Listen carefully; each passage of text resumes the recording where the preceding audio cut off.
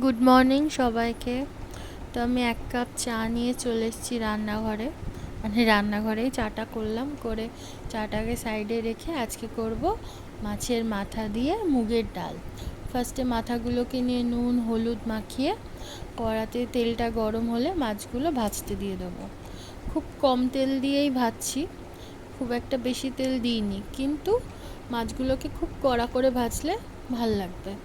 কাঁচা কাঁচা করে ভাজলে ডালটা একটু আষ্টে গন্ধ হবে। ভাজা হয়ে গেলে কড়াইয়ে তেল দেওয়ার পর দুটো দিয়ে দিয়েছি গরম মশলা, তার মধ্যে পেঁয়াজ কুচি এবং টমেটো কুচি দিয়ে যতক্ষণ পর্যন্ত না টমেটো এবং পেঁয়াজটা নরম হবে ততক্ষণ পর্যন্ত নাড়তে হবে।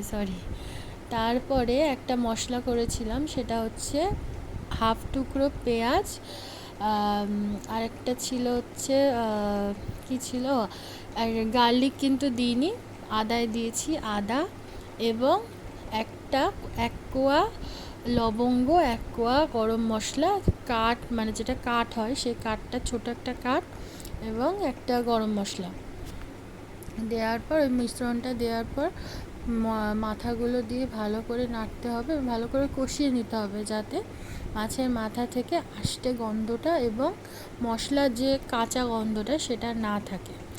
তারপর পাশে সিদ্ধ করে রেখেছিলাম মুগের ডাল, সেই ডালটা ঢেলে দিলাম। ডালটা ঢালার পর ভালো করে মাছের মাথার সাথে ডালটাকে মাখিয়ে নিয়ে হালকা গরম জল, ডালের বাটি ধোয়া গরম জলটা দিয়ে দিতে হবে। এবার নেড়ে চেড়ে নামাবার সময় চিনি এবং গরম